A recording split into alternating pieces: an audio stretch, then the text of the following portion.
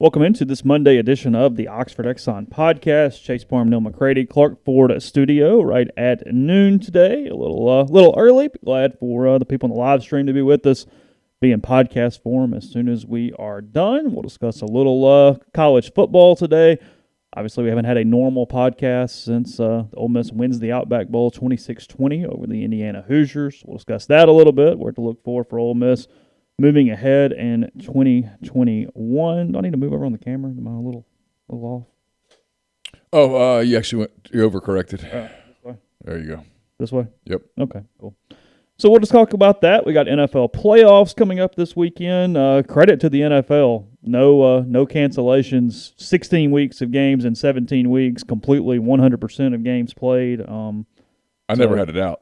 No, I felt good about them getting it done. I said that from spring. Yeah, the NFL did what the NFL does. They played their football games and they went about their business and and good for them. They cashed checks. I mean, they had to be a little flexible like everybody else, but they had a plan. I mean, when you look at a sports version of this on how everybody did, NFL's 1, SEC's 2, and then we all move from there. What a shock! Yeah, hey. The NFL, it's almost as if they sent out a memo that said, "Listen, we're going to do this, so don't tell us about competitive disadvantage. Don't try to play games." Yeah, we're just going to do it. If you have to play without a running back, you'll play without a running back. Hey, Denver, if you have to play without a quarterback, you'll play without a quarterback. We're going to get these damn games in. Mm-hmm. We're going to get our money. And they did. So kudos. That, some coaching carousel stuff, and more coming up on the show. Show brought to you every single day by the Oxford Exxon, Highway 6 West in Oxford. Go get your Speed Pass Plus app, download it, use it. It's an efficient way right there at the pump to take care of yourself and save a little money in the process because you earn points, and the points save you money with the Oxford Exxon and all Blue Sky locations in Mississippi. Also, you get the lunch specials, $5.69 for 2 sides of bread, 32-ounce drink every single weekday there at the Oxford Exxon. So take advantage of those things. And again, coming to you from the Clark Ford studio. We are. Clark Ford is in Amory, Mississippi, 662-257-1900 is that number. Call it. Ask for Corey Clark. You can do what I've done. Just Campbell's heading back to Fayetteville on Sunday, and so I wanted to make sure that her car was serviced and everything was good. I touched base with Corey, got her on the schedule for Thursday. We'll get it serviced, get her all set up so that she can go back and start her spring semester. They do that for everybody, not just me, not just her. So Corey wants to be a car guy, wants to be a truck guy, 662-257-1900. Call the number, get a quote. You can go from there. You can shop around. You can do what I've done, what I recommend that you do, and that's hop into a Clark Ford Today guest. Will join us over the course of the week on the Rafters Music and Food Hotline, Rafters Music and Food on the Square in Oxford and also in New Albany. And then when the weather gets warm, now that we're into January, we're on the countdown to spring, Rafters on the Water there at the Sardis Reservoir is perfect as well. So 662-257-1900 Clark Ford and Rafters Music and Food on the Square in Oxford and New Albany. So, sorry, I'm a little distracted there. Not necessarily one I expected. Ole Miss defensive lineman Ryder Anderson has entered the transfer portal. Oh, really? Yeah. A little bit of little news there off the top. That one doesn't surprise me very much. It surprises me just from the standpoint of it always, because Rivals does a really good job of checking the portal and letting us know, and it always shocks me when I see a name that's not a walk-on. You know what I mean? Like anytime it's just a player that we talk about. So, yeah. Probably a sign that his playing time was going to be limited moving forward. Well, that's the goal. I mean, to a lot of defensive players, not necessarily Ryder in general. Just Sam's coming back, Sam Williams coming back, which is a sign that, his people said, look, you're going to have to distance yourself a little bit from this, and you're also going to have to play 12 or 13 games like you played the last one. He was good. He was really good. I mean, he was the difference maker on Saturday against Indiana. There's no doubt about that. A game after not being very good against LSU.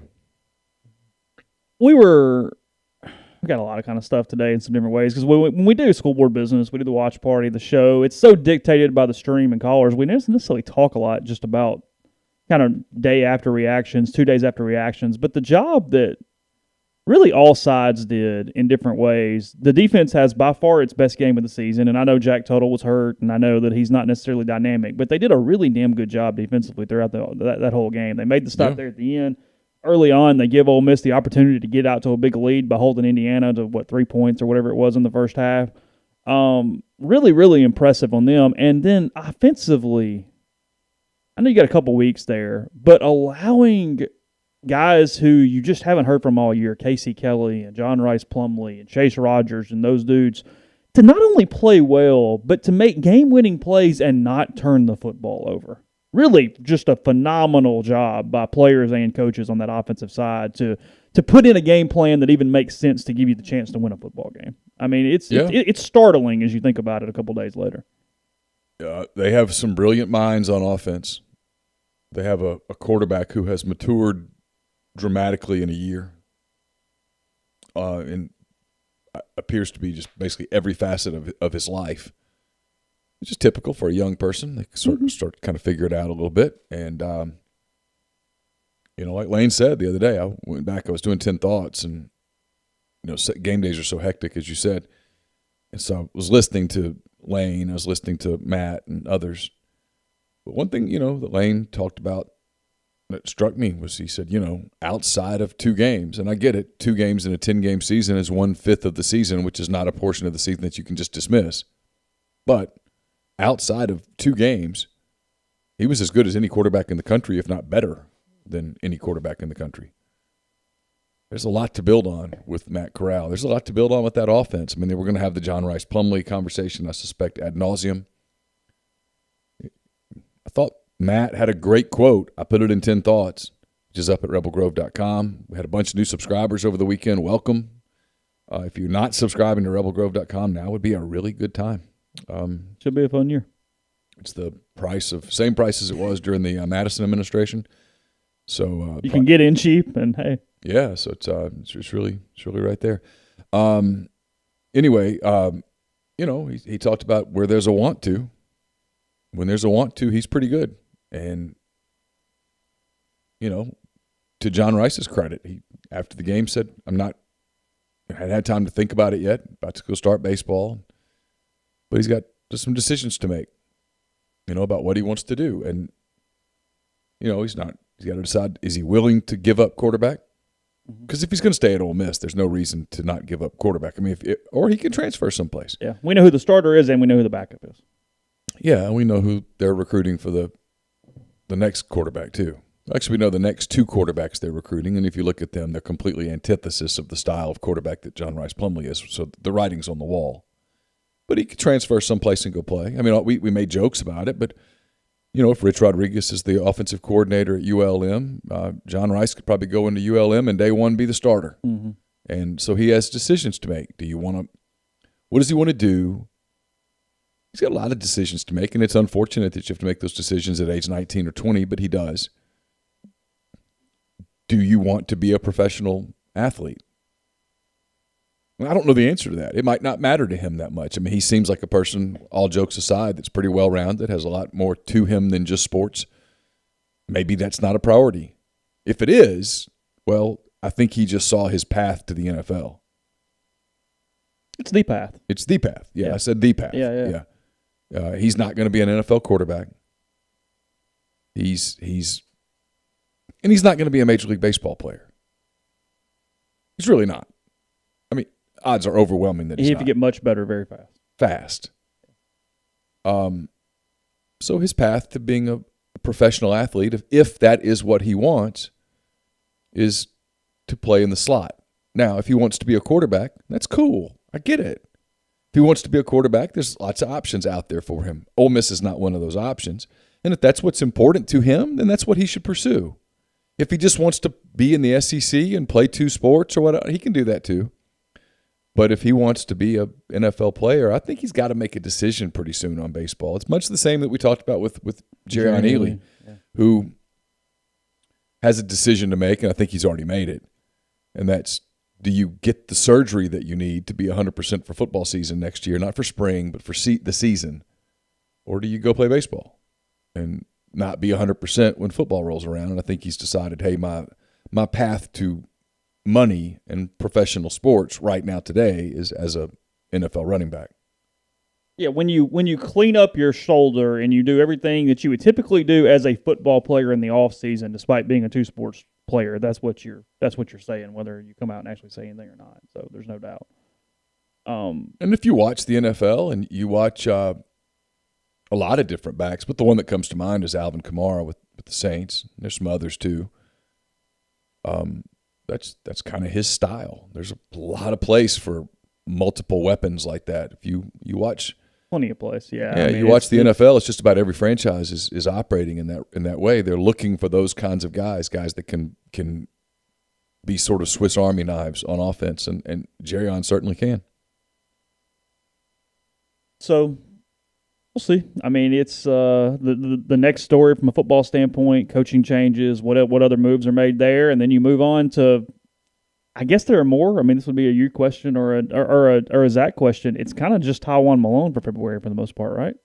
It's him. I think they're going to recruit a couple linebackers. If they could get one, they'll do it. I think Lane said 90 to 95% done. I think he'd like to save a couple of spots for the transfer portal.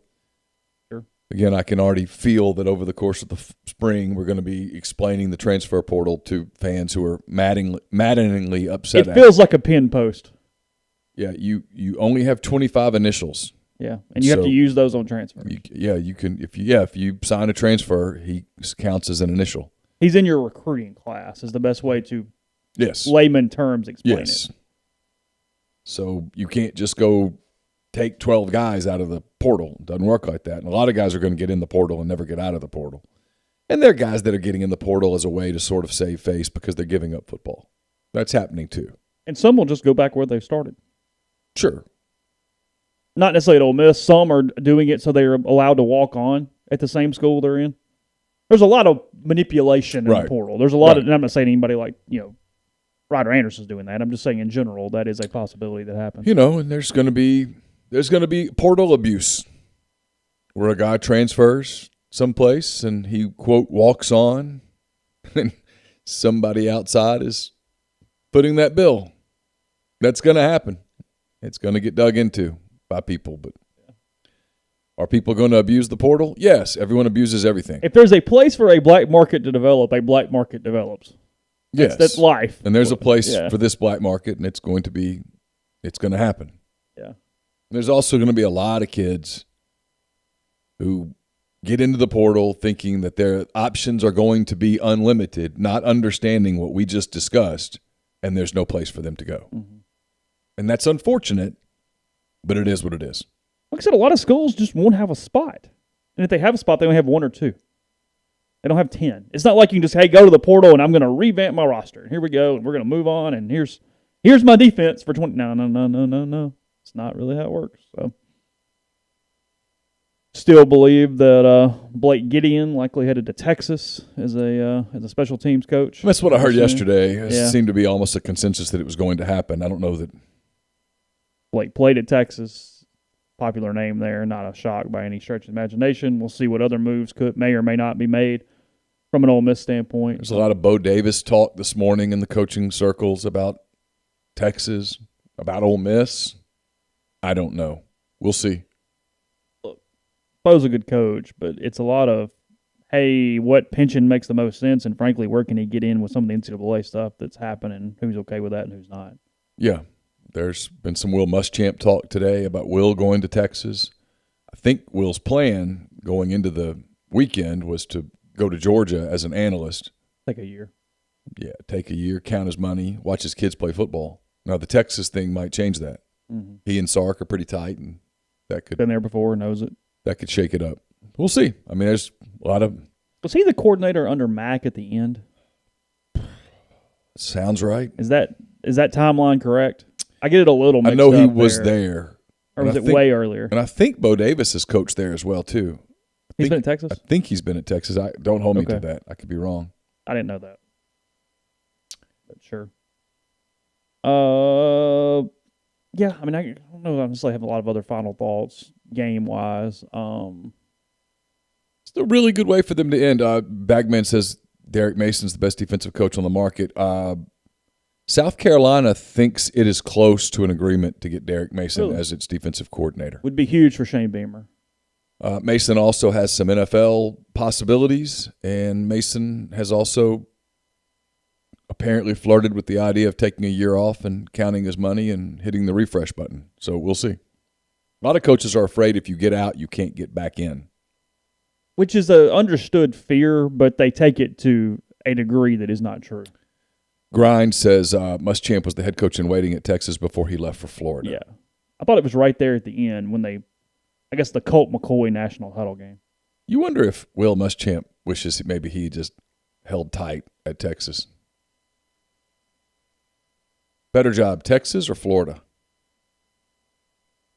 At that time, it would have been Texas when Will would have got taken over Texas. Right. For sure. Texas was flying high. Yeah. Because that would have been when they hired Charlie, right? He would have eventually been the head coach when they hired Charlie. Charlie Strong who replaced Mac Brown? Isn't that right? Am I forgetting somebody? That sounds right. I don't thought know. That was right. Texas has kind of gone through some people now. Because Charlie was there a little longer than you think. He got very frustrated with the whole booster culture. Mm-hmm. Drove him crazy. Yeah. No, look, we this is the one thing we did say in the postgame is Ole Miss winning that game and the way they're going into this offseason, it's nothing but positives from an offseason standpoint. And frankly, it's I don't even know how to quantify it or what to compare it to.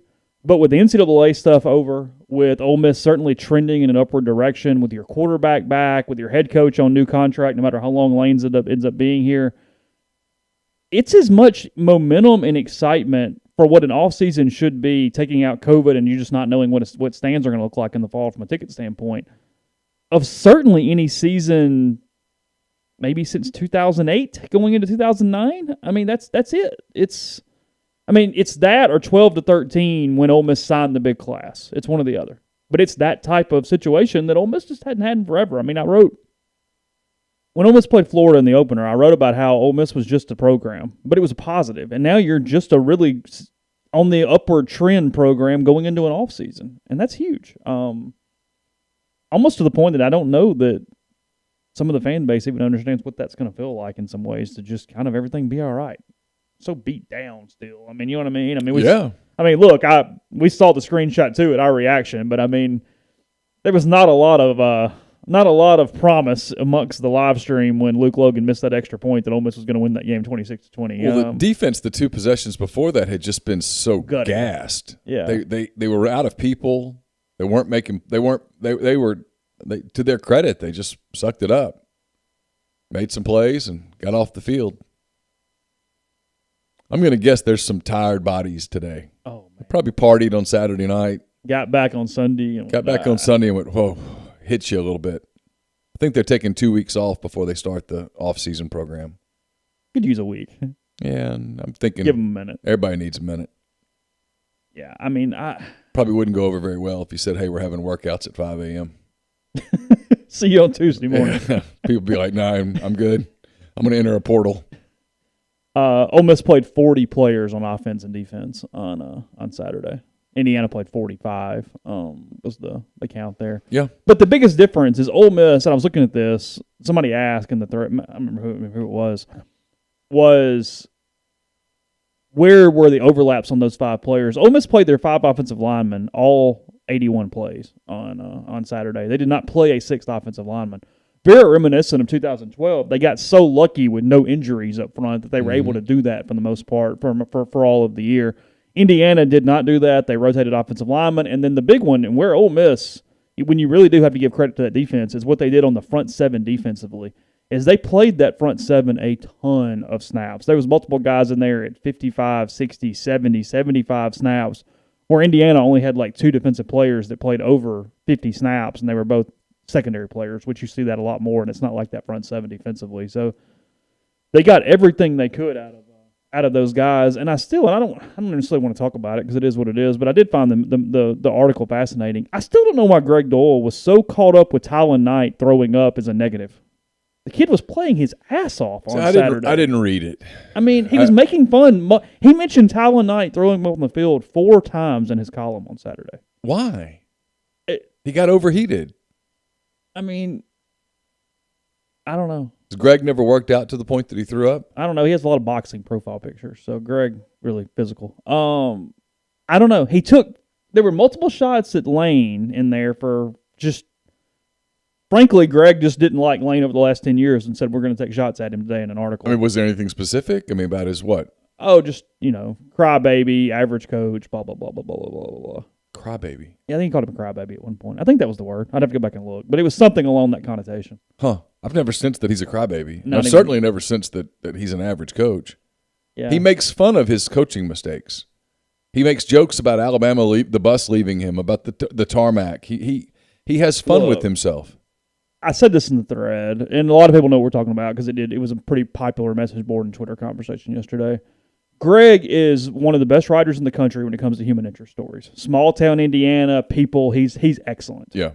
Anything, though, column or opinion or game, he is an incredible homer for whomever it is he's covering. So he's so Indiana that it's defending and, hey, don't worry, the game meant nothing, and you got this asshole coach on the other side. I mean, he does it with the Colts, too. It's a lot of that stuff with Greg.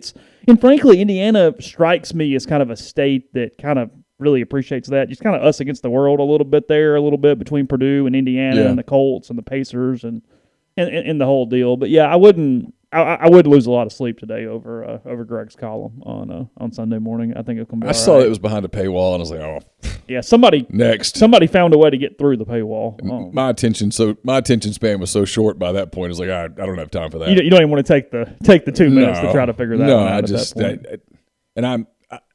I've met Greg. I like Greg fine, whatever. It's all good. So. We'll continue the podcast in 1 second. First, about Community Mortgage, Oxford, Memphis, Soto County, and Chattanooga. Underwriting and processing is done in Memphis. They're getting local underwriting and understands your market, a leader in condo financing, the float down option, and more. You can find Jason at 662-234-2704 or JLOWE at communitymtg.com. It's winter, and now's the time you need to be making sure that you have your system, your air and heat system prepared for the cold weather. No one wants to come home, find out that heating system isn't working on a really cold day. Our friends over at Comer Heating and Air have you covered. It's the name you can name you can trust with the experience that you want them to have. More than 50 years of professional HVAC experience in Oxford, Tupelo, and the surrounding area. They're offering a special fall preventative maintenance agreement to make sure your heating system is running in tip-top shape. So if you haven't done that, you need to do it. Make sure you call them 662-801-1777. For all of your heating and cooling needs. That's Comer Heating and Air, 662-801-1777. The Rogue sponsored scoreboard business all season long. I'm supposed to talk to Luke here in the next few days. I think they're going to be a part of what we do this spring as well. It is your destination for fine men's clothing. Their stylist hand-select pieces from top designers, from work to lifestyle to nightlife. There's the perfect something for everyone. All the best items from Peter Millar, Martin Dingman, Jack Victor, Halsey, Duckhead, True Grit, and more. They've been delivering fine men's clothing for more than 53 years. Their classic style, attention to detail, and commitment to excellent service continues to make The Rogue a special place to shop. Check out their site. It's therogue.com. They're also on Instagram, or you can visit them in person at 4450 I-55 North in Jackson. And we're brought to you by Grenada Nissan. If you're in the market for a Nissan vehicle, Grenada Nissan's the place to go. They got a complete selection of new and previously owned Nissan vehicles, great lease deals as well. It's GrenadaNissanUSA.com. I need to post our latest Mind on My Money. It's brought to you by Pinnacle Trust. You can get in touch with Pinnacle Trust today. Talk to their Pinnacle Trust 401k advisory services team. They'll conduct a complimentary no-obligation benchmarking and analysis of your current 401k plan. Mention that you heard about Pinnacle Trust on the Oxford Exxon Podcast. You get 10% off your first year's fees. It's pintrust.com, PINN trust.com. Let's see. We've had this question a lot on the message board. I'll throw it out here in the stream. I'll also, this is a little internal stuff. I'll also explain a little bit to you as we think about it. Such people say, you guys are going to go back to a morning show. I don't have a problem with the morning show. The problem with the morning show, if we do a morning show, especially if we do an early morning show, is we're going to have to go super early, which might not be a bad thing, because I've got on Tuesday and Friday SEC football and beyond, which quite frankly is getting really good numbers, and I don't want to screw with it. It's 9, right? It's at 9, yeah. So minimum 7:30. Yeah, it would be And which is possible. I mean, we're both early morning people. Yeah. I don't know whether people in the stream want to show that early is my question. And we might even experiment with mornings on a few days and afternoons on a few days. I don't know. We really, honest to God, Chase brought it up yesterday, and it was the first time I'd even thought about it. The afternoon made tons of sense during football season because Kiffin was at noon. Yeah, it was you're going to be obsolete if you did anything other. There was no other option. No, in football season, we will absolutely do a 1:00 show. Yeah, as long as Kiffin's here doing morning practices. There's no reason at all to do a morning show and then find out that something happened. Because the podcast goes up at 10, and then in 2 hours, Kiffin says something, and the whole damn show's shot. And it's like, okay, great. Oh, well, yeah, fantastic. I mean, that would have happened multiple on times. numerous occasions. Mm-hmm. So that part's decided. I have no problem with morning shows.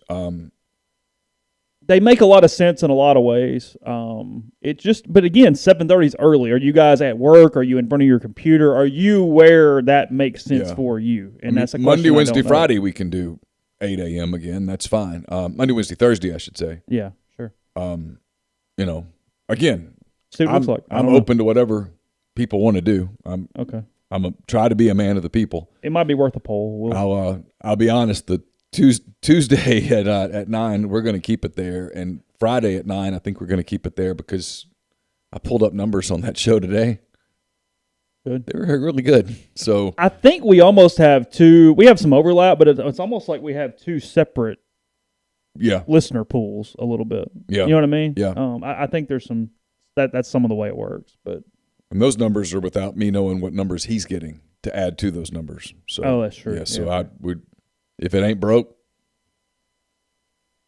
Fair. Yeah. Well, I mean, we're sitting here right now at 244. Yeah, again, I'm wide open to whatever people want to do. I just letting you guys inside the meeting a little bit here. It's we could even move it to noon consistently from 1. I don't have a problem with that.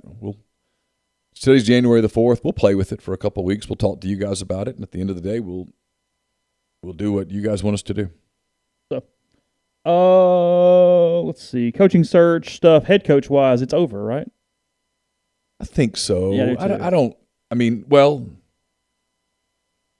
the Jacksonville Jaguars deal could get interesting. Did the Jets make a move? Did the Jets fire? I've been on calls all day today. They did fire the coach last night, yeah. Adam Gase was fired last night. You could, if a college coach lands a pro job, Dan Mullen's name's flying around, as crazy as that is. Dan Mullen with an NFL media corps, I have my doubts. Oh. I really do. Lincoln Riley's name flies around some. I think he's going to stay at Oklahoma. Benny Boy, thanks for the super chat. He says, y'all know anything about new preferred walk-on defensive end John Copley? Nothing more than what Zach has written about. Yeah. No, I don't. I forgot that Marshall fired his coach last night. Doc Holliday got fired at Marshall last night. Why? I don't know. Didn't they lose one game? Didn't they go 9-1 or something? Yeah. Did he? Wow. I know what you want to say there. Yeah, I know. Never mind. I'm not asking the question here. The mind goes where the mind goes on that one. I can't believe they'd be firing him for football reasons. That's about as good as they're going to get, He's been there a long time, and he hasn't necessarily had a ton of success, but he's coming off his best season. He handled everything very, very well this year, so I have no clue. Hunter Ross says Anthony Lynn was fired. Where was he? NFL coach. Yeah. It's slipping my mind where he's at right now. Chargers. That's what I thought. Okay. I'm scared to say it because I thought I might be wrong. Boy, that job will be attractive. Got a quarterback. Got a pretty good roster. Mm-hmm. Yeah, they're not awful. They're in a bad division, but otherwise they're a good team right now. So that's how it could start spinning again, fast. Yeah, NFL stuff. Because it just takes one to... Well, let's say Mullen takes the Jets. As crazy as that sounds, all of a sudden Florida's open, and now we're spinning. Yeah, now we're on. Yeah, everybody's, wee! Yeah. Was it true? Did it have anything to do with the OC stuff? I saw Bill O'Brien was in Tuscaloosa yesterday. Was that OC related, or was Could be. Hell, I heard Tom Herman's name as an offensive coordinator at Alabama. It always going to get you another gig. He has no offset in his contract at Texas. He's getting paid no matter what. Getting all the money. Well, then. We've seen it plenty of times that they Alabama's got to hire a coach, a coordinator. Auburn's got to hire an offensive coordinator. A staff. Yeah, a staff. Yeah. Kenneth Morgan with the Super Chat says, when will we know the details on Kiffin's new contract and facility upgrades? I hope Ole Miss announces it and doesn't try to do a foundation thing. Yeah, I don't know why they would try to hide it. They actually should put a billboard up and post it on there. But I've not heard. But it just got done on Saturday, and the travel party just got back yesterday. So, Philip Shue asked what y'all's take on the Eagles last night. I get both sides. Here's my deal. I don't really understand why we pick and choose who can tank and who can't. Because everybody just kind of made fun of the Jets when they lost to the Raiders on purpose, and they did whatever. If you're going for the number one pick, why are you allowed to do it? But if you're going for any other pick, you're not allowed to do it. I also have a hard time necessarily defending a team that doesn't get in the playoffs because of a tank job when they go 6-10. yeah, of course. Frankly, I'd have a bigger problem with it. Take the Saints out, the AFC, if it was for like the 1 seed or the 2 seed. Sure. To me, that's manipulating things a whole lot more than, 1 6-10 team gets in over another 6-10 team. I mean, if you just gone 8-8, you won the division. Yeah. So I'd rather pick it was sixth a weird, than pick ninth. It was a weird national television look last night. That was the thing. I mean, that's why we were talking about it. If it's just one of 10 regional noon games, we're not spending near the time on it. I don't like it because it's so obvious. I think there almost needs to be a little bit of intelligence about it if you're going to tank. Well, it's one of the things I like about the NBA with the lottery is the lottery says, hey, look, just by going out and losing all 72 of your games, you're not guaranteed the first pick. Yeah, that's not – yeah. We're not going to do it that way because the product then looks like trash. I don't like it. I don't like incentivizing tanking. Yeah. Now, if there is an incentive to tank, I don't blame you for tanking. But I don't like the system. And I don't feel sorry for the Giants. Just win games. But I do get their kind of visceral pushback last night. Like, what the hell? Oh, I mean, I get it. Yeah, because they might as well, the Eagles could have just taken knees. I mean, they were not trying at all. So which I mean, could have used that in a different week. I mean, the Saints don't have the 1 seed because they lost to the Eagles. A really bad day that day. That was not good. I do think that they might get Alvin Kamara back on Sunday, though. It's like there's a chance that he's going to get to play. The NFL did not throw him on the Saturday time slot where it would have been harder to get him to play. Yeah. And look, as much as I want to call some conspiracies, the NFL wants the best players out there for the playoffs. That's better for their ratings, better for their tournament. Sure. That's for the whole deal. Sure, of course. You would think they would give that to any team for the most part. I mean, I'm sure the NFL's gotten so big it doesn't matter what market. People will watch whatever market. It doesn't matter. You want the best players so that you get the best games. Yeah. I mean, you want the 2 seed to be full strength when they play their playoff game. That makes sense to me. Yeah. Just like you'd want the 7 seed or the 6 seed or the 4 seed or whatever else. I'll tell you what, after watching, I didn't watch all of it because I was working. I was still doing 10 Thoughts till about 5 o'clock. But I had Bears-Packers on in here. Packers are good. You're going to beat the Packers in Lambeau this year in the playoffs. You better pack a really, really fortified lunch. I mean, you better show up. Packers won the regular season game. I think the Saints can play the style that is necessary, but I don't know that they're good enough. If Goff is healthy, I think the Saints and the Rams are the biggest threat to the Packers. They can be physical. They can play defense up front. They can match you at the line of scrimmage on both sides of the ball. The Bears played with them for 3 quarters and had a shot. They had to convert a 4th down. When they didn't convert that 4th down, they were down 1 score driving. And had they converted it, it was going to get interesting. But they didn't, and then Rodgers made them pay. Big time. Boy, he is. You know how high on Patrick Mahomes I am. And Aaron Rodgers won the MVP yesterday. Oh, yeah, I'm good with it. I mean, I'm fine with that. I would rather have Mahomes than Rodgers, but if I had an MVP vote, based on just the numbers this year, it's Aaron Rodgers. My goodness, he is remarkably good. That offense can do a little bit of everything. They can play power. They can play finesse. They can go short. They can go over the top. They're good up front. Rodgers has so much pocket awareness that he's just brutally tough. And the Bears can't stretch the field vertically and let that defense really tee off on David Montgomery and some of the underneath stuff. And like I said, the Bears played pretty well for about 3 quarters, but you have to play perfect to beat them. Yeah, I don't think they're as good as the Chiefs, but they're very difficult to beat. They go 13-3. They clinched the 1 seed yesterday with that win over the Bears. Saints got a couple other parts of it. They just need the Bears to come through. They did end up tying with the Seahawks at 12-4. They get the tiebreaker. Saints just a very depleted offense yesterday, but Carolina looked terrible. Saints obliterated the Panthers in Carolina yesterday. Yeah, I flipped to that a little bit. It was never a game. They were phoning it in. Yeah, it was not.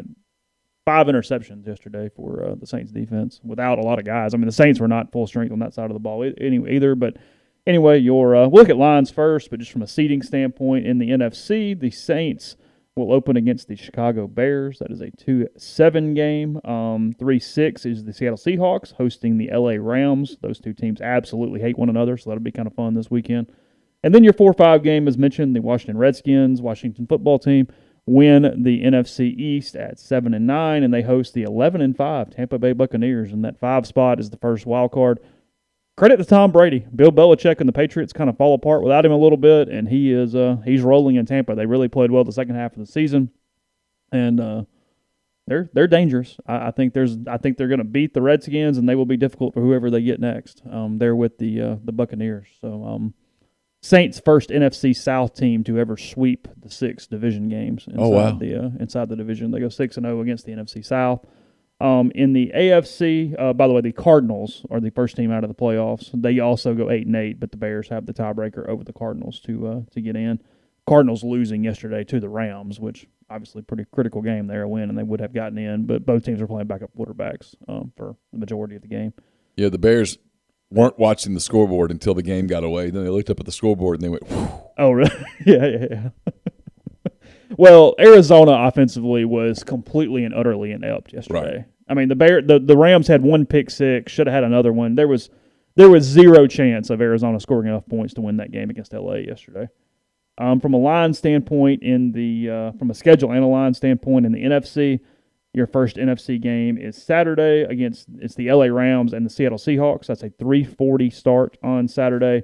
Seattle is a 4.5-point favorite against the Rams. Your nightcap on Saturday at 7:15 is Tampa Bay at Washington.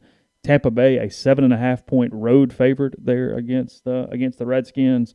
And then the Bears and the Saints play the 3:40 game on Sunday. New Orleans, it's a huge playoff line, 9.5-point favorite over the Bears on Sunday in New Orleans. It's a big line. And that's a really, really big line. I'm not overly shocked, but that's a big line. So got Mitch Trubisky out there. You just never know. You never know.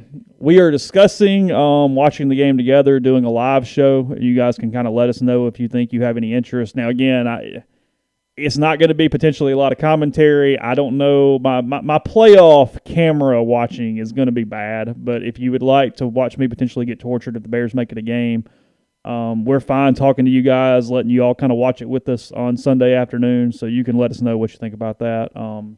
I just don't know necessarily how entertaining it's going to be for you because I'm going to be a stressed out son of a gun, and Neal's not going to trash talk me. So it's not and necessarily. I'm not, and I won't be stressed. That's what I'm saying. So it's kind of it's not like the Ben Mintz, Brandon Walker thing where they're both so invested in it that you get this weird deal. Yeah, I mean, it's cool, but I'll wear my Trubisky jersey. Yeah. Well, what will the Saints wear? Will they wear black or will they wear white? They might wear white. I've got the Navy jersey. I can put on Khalil Mack. I mean, I can pull one of my Saints things out.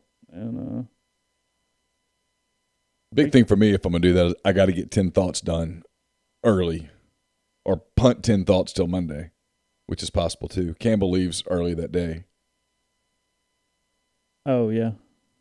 So could be a busy day. Yeah, well, I'll be fine by 3:25 in the afternoon. Isn't that what time it kicks? Yeah, it's 3:40. She'll be long gone by 3:40. then. Yeah, she'll leave that morning. Okay.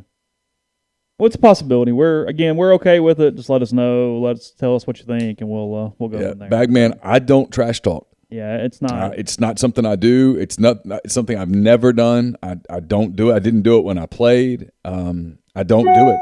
I've never done it. I don't do it. So that part of it would probably disappoint you guys, but I'll sit here and drink beer. It becomes a good watch only if the Saints are in trouble, and you have to deal with me freaking out for the majority of the game. I mean, I'll sit here and drink beer, which I'm pretty sure I'm 0-1 with watching a playoff game with the Saints with Neal, so the trend will bother me eventually if we keep doing this and they keep losing. We watched the Saints-Seahawks playoff game at Buffalo Wild Wings with Jeffrey a few years ago, like 2013 or 14.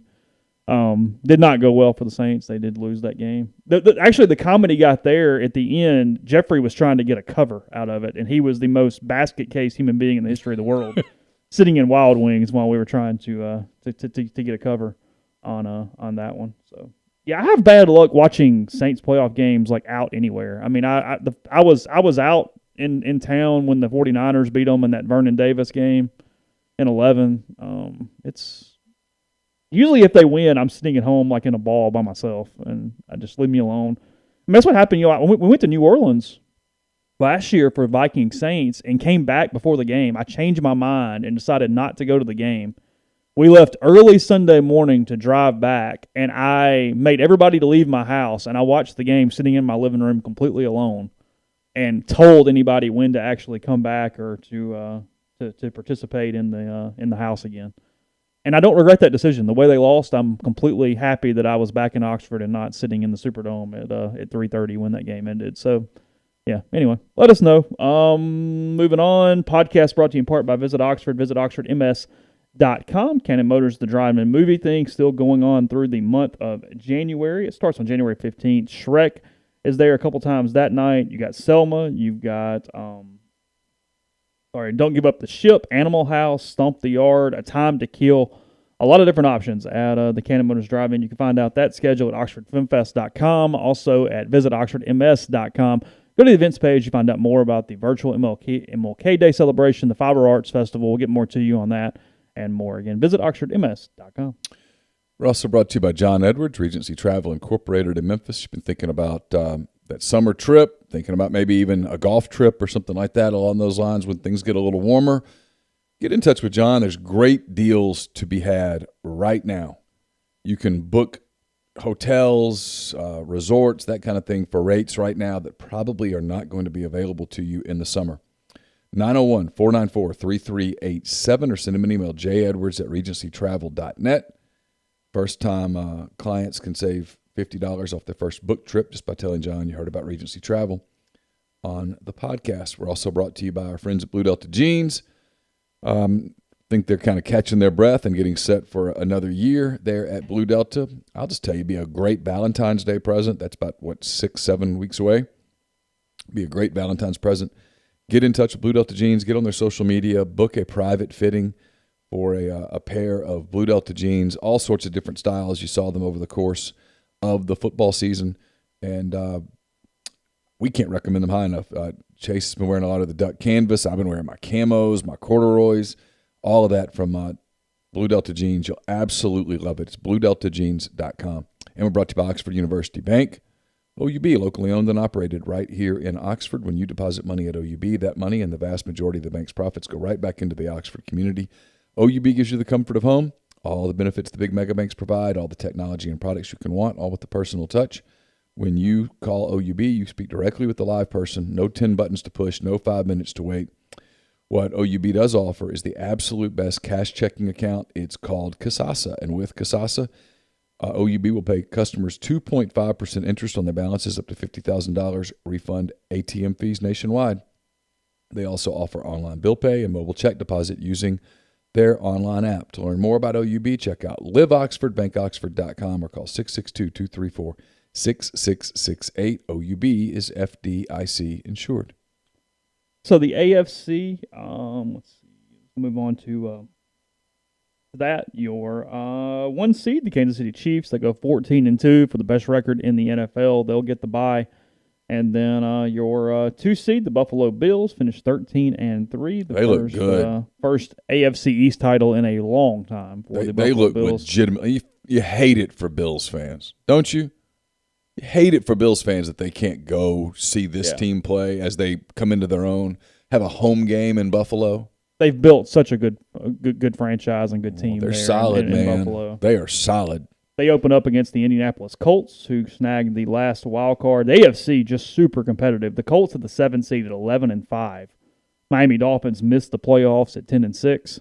Yeah. Colts get in at 11-5. They play the Bills, the Pittsburgh Steelers, 12-4. They host the Cleveland Browns in a first-round playoff game and a 3-6 game. And then pretty impressive because they know who they are. If they get any defense, the Tennessee Titans go 11-5. They host the Baltimore Ravens in a first-round game. Good first-round game there between the Titans and the Ravens. Derrick Henry's just a beast. He's a beast, and that wide receiver from Mississippi's a beast. Yeah, he's okay. And they have the kind of quarterback that doesn't make mistakes. He just kind of plays nice and steady. Their defense isn't good enough for them to win it. Right. Because they really struggle on that side of the ball. And that leads to criticisms of Tannehill, and it's not he's pretty good. No, I mean, it's Tannehill does everything he should be doing if the rest of that team, other than the offense, was built the way it should be. Because they also miss a lot of kicks. I mean, they're not very good on special teams either. They doinked the one in to win it. It was a backup, but yeah, nonetheless, he did doink it in. Your AFC games over the weekend, I've got it up here. Indianapolis Buffalo kicks off wild card weekend. It is the 12:05 start on Saturday. Buffalo is a 6.5 point favorite over the Indianapolis Colts on Saturday. I kind of like to lay those. I feel like Buffalo's gonna wear Indianapolis out. Just a hunch on Saturday. I think so too. I think Buffalo wins. The other 2 AFC games are on Sunday. Baltimore at Tennessee.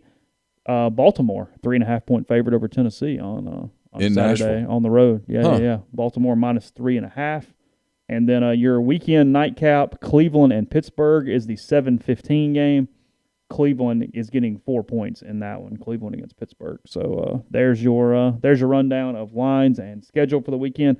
I think Cleveland's got some COVID stuff too. So I think they put Saints and Browns as late as they could to give as much chance of getting their players in. You owe the NFL an apology. I do, because I really expected to kind of get screwed right there. I'll be honest. I've got some scar tissue, and it's building up, and it's not all gone yet. We haven't cut out the adhesions, so I apologize. They're giving us a chance. Just the little engine that could, just trying to make a game of it on Sunday. So, NCAA basketball tournament to be held entirely in Indiana this year. So that was announced today. Throughout the state, or just in the city of Indianapolis? The NCAA will host its entire postseason tournament in Indianapolis and surrounding areas with a bubble-like format. Initial officials announced on Monday. All 68 teams will come to compete for a national championship and play most of its games at multiple venues in Indianapolis, with some games in Bloomington and West Lafayette. The bulk of the teams will stay in hotels connected to the Indiana Convention Center, which will be used as a practice facility, the NCAA says. Final Four set for obviously April 3rd and 5th at Lucas Oil Stadium in Indianapolis. In Indianapolis, Bankers Life Fieldhouse, Hinkle Fieldhouse, and Indiana Farmers Coliseum will be used for tournament games. Mackey Arena in West Lafayette and Assembly Hall in Bloomington will also be used. Those are on-campus facilities for Purdue and Indiana, as well as whatever else is in Indianapolis. Yeah, it's 2 hours. That's Pacers, Butler, and what's the other Coliseum there? I don't know. I don't know either. I don't know what Indiana Farmers Coliseum is. Is that Pacers? I don't know. Not your deal. I mean, I just don't remember. I can't keep up with all the naming rights on stuff. The Indiana Farmers Coliseum is a 6,500-seat indoor multi-use arena located on the Indiana State Fairgrounds in Indianapolis. It is home to both the Indy Fuel of the ECHL and the IUPUI Jaguars. Gotcha. So that is what they are. That's what they're doing there. So Pacers, Butler, Indiana, Purdue, and then IUPUI. It's 2 hours from Indianapolis to West Lafayette. I've done that trip a few times.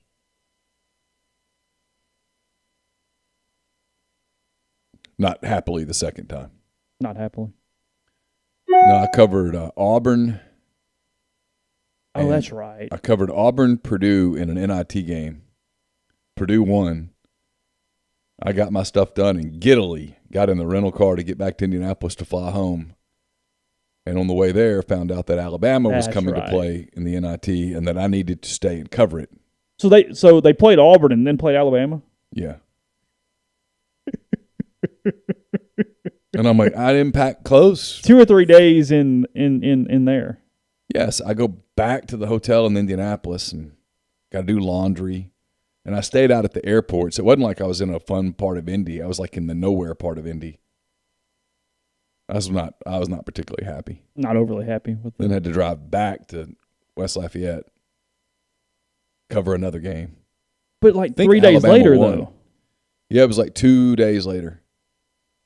What'd you do on your off day? Stewed. Yeah. Sat around. Yeah, well, I didn't have clothes. I wasn't packed for it. Was it cold? Yeah, it was March in Indiana. It's pretty cold. Yeah. I like Indianapolis itself. The city's kind of cool. I've never been to Indianapolis. Yeah, it's neat. I like it. I've been there numerous times. Went there for the NFL opener after the Colts had won the Super Bowl. They opened that season against the Saints. I remember that well. Yeah. That RCA Dome was loud. Been there for NCAA tournament, covered Auburn at the NCAA tournament there. Colts popped them that night. Colts got them good that night. Yeah. Yeah. Well, used to, the home team always won that game forever. For whatever reason, there was a lot of momentum on the home team side in that season opener after the Super Bowl win. It finally got broken and some road teams won, but it kind of felt like the Egg Bowl there for a while, where one side home just kind of took advantage of it. But they had a big party. It was like Monument Circle, I think is what it's called in Indianapolis, and they had bands and stuff. My hotel was right there. Oh, really? Yeah, it was pretty fun. Let's see. Basketball. Ole Miss loses to Wichita State over on the weekend. Saturday, 5 o'clock was the start time for that one. Mark wants to know, did not go cover a faraway basketball tournament when my wife was almost due. No, I had to go cover the NCAA tournament days after Caroline was born. I drove to Tampa because I told her there was no way Auburn was going to beat St. Joe's, and that if they happened to beat St. Joe's, they would certainly lose to Wake Forest, who that year was a 2 seed. St. Joe's, was that Jameer Nelson? Mm-hmm. Yeah, okay. They were good. Him and what was the other dude? There was 2 of them. Dude played in the NBA forever. Yeah. I don't remember. I can't remember. Go ahead. Anyway, and they had, remember the white kid that played at Notre Dame? That really narrows it who down. could really shoot it. His brother, who played in the NBA, his brother was on that team. They were good. They were a legitimate 7 seed. And Auburn had Marquise Daniels, who had the weekend of his freaking life. And Auburn beat St. Joe's and then beat Wake. Delonte West, yeah. They beat Wake on Sunday afternoon, which was not a happy moment in our house. And so I got in the car Monday morning, early, drove back to Mobile, helped as much as I could, and had to fly to Albany, New York, Tuesday afternoon. Not good. I didn't get a kiss goodbye, I'll tell you that. Yeah, St. Joe, when they lost to Oklahoma State, they were 30-1 coming into that game. Yeah. They were good. They were really good. I to this day I don't know how Auburn won that game. They almost didn't, but they did. And then Auburn played Carmelo Anthony in Syracuse in the Sweet 16 to the final minute, and I was watching that going, it's over. It's done. I'm done. I had a soft spot for Carmelo Anthony for years after that. Gonna need y'all to handle this, guys. I was like, dude, I thought you were the player of the year. Start being the player of the year. Because I think the Final Four was in San Antonio or something. And that was like Syracuse. Was that Dwayne Wade and Marquette? Were they in that? Was that tournament? I can't remember. Okay. For some reason, I thought that was. It was 2003, whatever that tournament that was. Syracuse won it. Yeah, I remember that. Because it was Carmelo and McNamara. Yeah. I think McNamara was on that team. That sounds William asked if I've ever covered a Super Bowl. I've not. I've covered an NFC title game. Covered Bears Saints in Chicago in the NFC title game. It's as close as I've gotten to it. Always wanted to. I loved covering the NFL. That was fun. I would have enjoyed being an NFL beat writer. Well, the access, the seriousness of it, you don't get the runaround. It's pretty straightforward. Yeah, I would have enjoyed being an NFL beat writer. It's pretty cool. Ron Rivera says he's not apologizing for winning, nor should he. Not his fault. Win the game, make the playoffs. It is what it is. It's there for a reason. Yeah. I have no problem with that. I was saying Ole Miss loses to Wichita, and frankly, 2 losses in a row, Neal, where the defense has not played well. They've let the Rebels down, give up more than 80 twice. Yeah, they didn't shoot well in the second half against Wichita State, but that's not why they lost. Now, Wichita made some shots. One kid made some deep buckets that were game changers, but Ole Miss had opportunities, and in those opportunities, they had bad possessions. And then they had some defensive lapses. They had some fouls. They had some mistakes. The new net came out today. Ole Miss is 62. I think Auburn's in the mid-50s. They get Auburn here on Wednesday. They get South Carolina, who hasn't played a game in forever, here on Saturday. And here's the truth. You have to win both games, or else this stops being much of a conversation for a while. Mm-hmm. Now, don't get me wrong. We're going to cover basketball, but it is what it is. They've got to win these 2 games, and they're good enough to win games. The only thing about Ole Miss right now is that they look really average when you watch them play. That's the word that keeps coming to mind. Yeah, the eye test is not good for them right now. And it's always going to look a little weird when you don't shoot, but it's even beyond that. Yeah. They look average. They're not getting production from the wings. And in today's basketball, you've got to get wing production. So what they're trying to do sometimes now is play Devontae off the ball on the wing to get production, which means they have to play Jarkel at the point, which is fine. But then Jarkel's got to play at a higher level than he's playing right now. He knows it. Yeah, sure. But he's got to do it. They're not getting anything out of Austin Crowley, which is odd. They brought Demencio Vaughn in for toughness and for wing play, and he's not giving them anything.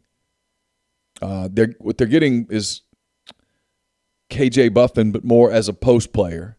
Romello White, who's a post player, and Devontae when he's playing point. They need to get more out of Matthew Morrell, but he's a freshman. But at some point, and I think they're there, it's time to give him the minutes and just see what happens. There's an upside there, so let it go. Yeah, I get that. That makes a lot of sense. But you bring guys in to contribute on the wings, and they're not getting it. And I never thought I'd say this word, but they kind of miss Blake Henson right now. Mm-hmm. They miss that guy who can make an outside shot, who'll take a confident outside shot. The kid for Wichita got just unconsciously hot the other night. But so it means you got to go defend him. Yeah. If you know that's what Kermit was so frustrated by. If you know that he's going to hit a 23, 24-footer, well, then extend your defense and go guard him. They ran nothing through Romello there late in the game. Completely just got away from for him. Jump shot after jump shot after erratic jump shot. And like a lot of basketball players, his offense fuels his defense to some degree. Sure. Now, he admits that. He came to Ole Miss because that was part of the deal. You're going to run offense through me. Mm-hmm. Well, then do it. Let's go. Listen, I don't know how many practices they're going to have today, tomorrow. Today's practice, I dare say, won't be fun. It's a little wake-up call. Oh, it's come to Jesus time. It's there early. Right now. You can't wait. They're in a situation where it's got to happen right now. And Auburn's got a couple of losses, but Auburn's good. I've watched Auburn play. They're good. Well, he's accumulated talent there. There's no doubt about that. And they'll show up. I mean, Ole Miss can beat Auburn, but Ole Miss is going to play. And you're going to have to get wing production. And you're going to have to get wing production on the defensive side because Auburn's athletic. Bruce is a hell of a coach. He has a ton of respect for Kermit, and his team will be focused. Mm-hmm. His team will have no idea that Ole Miss is 0-2. Yeah. Or 0-1. It's a big game. And then you get South Carolina on Saturday, and they, like I said, they hadn't played in forever, and you got to win that game. And if you win that game, you start, okay, now you can get yourself moving a little bit. But you drop 1 or 2 this week, you can start turning out the lights. Yeah, no, I agree. Podcast brought to you in part by G&M Pharmacy and Tyson Drugs. G&M there on South Lamar and Oxford. Tyson Drugs on the Square in Holly Springs. 662-236-2222. They offer still The immune support med packs, pharmacists develop combinations of vitamin supplements designed to boost your immune system and lung health. That's vitamin C, zinc, NAC, probiotic, and vitamin D3. You can get those in either location. They also deliver locally in the Oxford area. And they offer MedSync to fill your prescriptions the same day each month to take care of you for one trip, whether it be stopping in there at the pharmacy or delivery. So take advantage. Call your local pharmacy with GNM or Tyson Drugs. Again, 662-236-2222. I'll have my mailbag up on Wednesday. It's brought to you by Whitney McNutt of Tommy Morgan Incorporated Realtors, serving you for all your real estate needs in Oxford and Tupelo. She sells condos, land, commercial, and residential family homes. 662-567-2573, 662-842-3844. And we're brought to you by Bain, Moss & Bowen, located in historic downtown Corinth. Bain, Moss & Bowen practices a wider range of law, from DUI defense to car wrecks to representing government entities. Bain, Moss & Bowen is the only firm in Mississippi made up of a sitting state legislator, a former assistant district attorney, and a former circuit court judge. Their experience is unmatched in that regard, and you can tap into that by visiting them at 618 East Waldron Street in Corinth, or by calling them at 662-287-1620. Yeah, 1620. I was making sure my eyes are giving away there. Sorry. Kind of coming full circle on the show a little bit. Will Muschamp has turned down an opportunity to return to Texas as its defensive coordinator, sources told CBS Sports. Arkansas defensive coordinator Barry Odom is among Sarkisian's top candidates now that Muschamp has passed on the position. It's going to be the challenge for Sam Pittman in Fayetteville, is keeping the kind of staff together that he Especially had in year Odom. one. Yeah. Well, I mean, technically Brawls, depending on who's asking. Yeah. So, that's going to be the challenge for him. Like I told you, I got the impression today that what Will was wanting to do was go to Athens, hit the reset button a little bit. This is a basic thing, but it's also an important thing for Ole Miss here.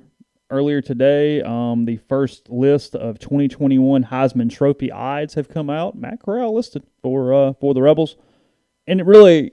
We'll talk about Corral plenty during this offseason and headed into September for what we hope is Ole Miss's season opener against Louisville. But we talk about relevance. We talk about excitement, all those different things. Just him being on this list shows you a difference for Ole Miss right now. Just being on the list. No matter where he's at on the list. How big's the list? This is, I don't know, 10, 15 kids, something like that. Yeah. I mean, look, he's got a long way to go to actually win the Heisman, sure. Well, yeah, but he's listed amongst other programs and other players that programs that were in access bowls, programs that were in playoffs. Who else is on the list? Yeah, I'm going to go through it. Right. Spencer Rattler is your favorite, and if you're an Oklahoma quarterback, that makes sense because they win the damn Heisman seemingly every other year. Sure. Plus 450 is the odds there. Okay. Sure, whatever. Number 2, Sam Howell, North Carolina, plus 550. North Carolina is a lot like Ole Miss. They got to win enough games, and you got to beat Clemson. Yeah. It just doesn't. Frankly, I'd rather have Matt than Sam from a Heisman standpoint, simply because you're in the SEC and you're going to have more margin for error if you don't go undefeated. North Carolina has to go undefeated for Sam Howell to win the Heisman. Yeah. He just does. Yeah. The kid at Clemson, the backup quarterback, DJ Ukulele or whatever his name is. He's good. Plus 600 on that one. Kadon Slovis at USC, quarterback, plus 700 there for the Trojans. De'Aaron King, Miami, plus 1,000. Yeah, he just tore his ACL. Yeah. Bryce Young, Alabama, because he's the Alabama quarterback. He's good. Tyler Schau, Oregon quarterback, plus 1,400. Sure. Kyron Williams, Notre Dame, plus 1,400. Brian Robinson Jr., Alabama. I'm assuming their next running back is who that is. I think that's right. Okay. And then, let's see, Brock Purdy, Iowa State quarterback, and Isaiah Spiller, running back, Texas A&M, and then Matt Corral right there tied at plus 1,900. So there's Matt. That's not bad odds, 1,900. Getting plus 1,900. Worth the Hundy spot just on some crazy thing happen. No joke. Wouldn't be the worst couple $100 you could spend to put 100 on Spiller and 100 on Corral going in the next season. Two guys if that you can put do up that, big you're going, numbers. okay, we believe that A&M is going to go 11-1 or better, and we think Ole Miss has a chance to go 10-2. That's what you're betting on. You're betting that one of them can beat Alabama. Yeah. And go on a big run. Mm-hmm. On that whole list, those are two guys that's not a bad $100. Because I think Corral, to have any Heisman opportunity, no matter what his stats are, Ole Miss has to go at least 10-2. Yeah. That's the number. Yeah. Behind, I mean, Spiller on a big season, if he were to have one, would get some hype. They just got through winning the Orange Bowl. Yeah, the point of Corral's Heisman conversation is that Ole Miss is a trendy team that is on the upswing that is going to win some games. That's the point of this. Yeah, and listen, Hunter and Ben, it's not my job to protect the program. I'm not worried about whether we are raising expectations. That's for Ole Miss to worry about. Lane can call it rat poison in some press conference and probably will, but he's glad Matt Corral's on that list today. Yes. He's very happy that list has Matt Corral on it. Well, there's a quarterback or two that they're recruiting who would like to win the Heisman. Sure. If Matt Corral can get close to a Heisman, I mean, I'll say it. What the hell? Arch Manning could win one. Eli wins one if they win that one game.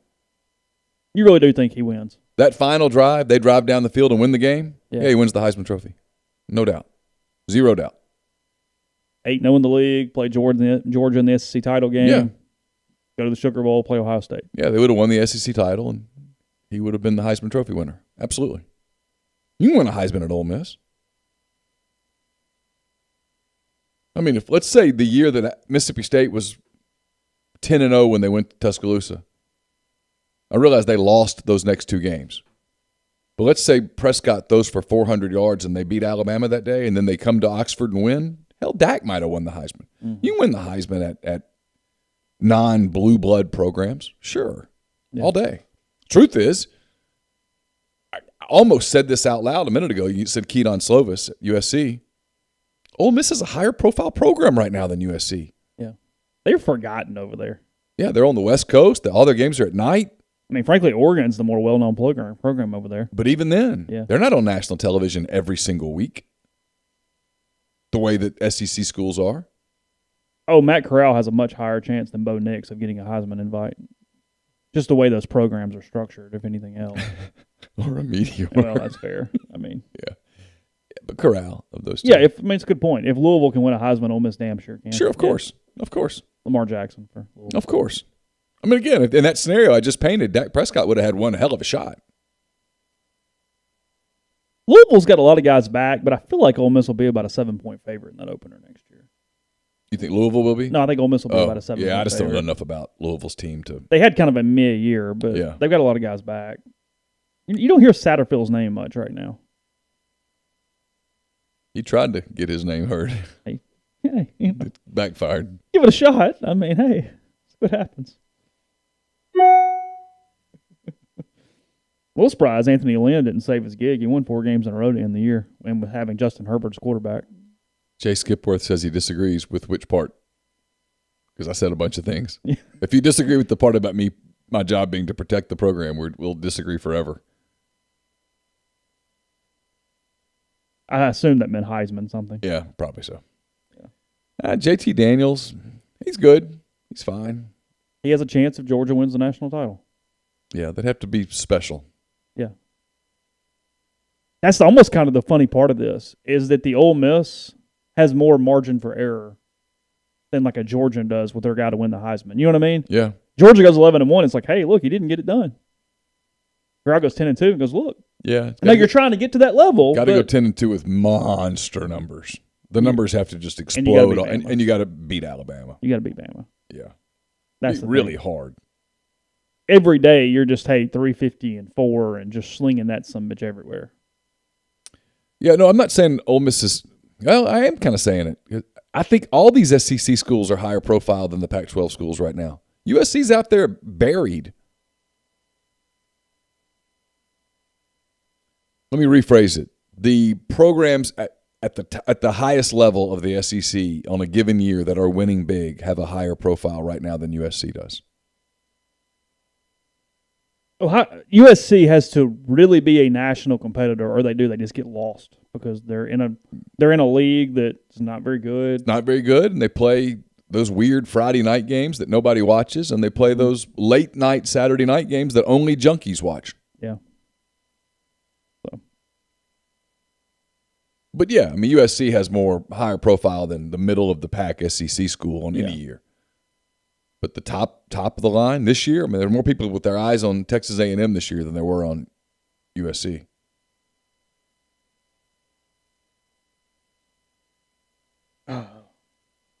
Grind brings up a good point. If you're a Georgia fan and you watch Fields beat Alabama Monday night and get a national championship,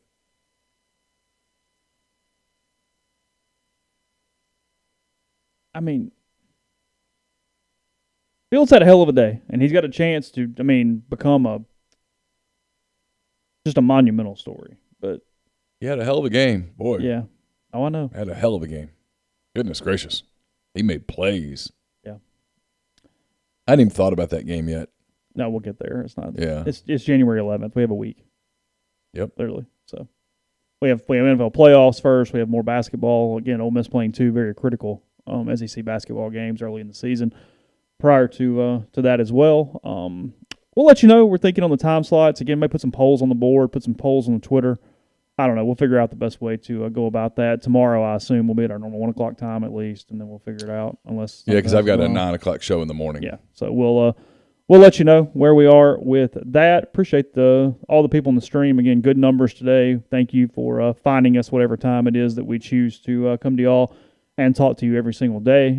Podcast numbers have been good as well. So check rebelgrove.com. Again, you can get it for a very cheap price, a good price, and we appreciate you as always. We're back at our normal time tomorrow, and we will talk to you then.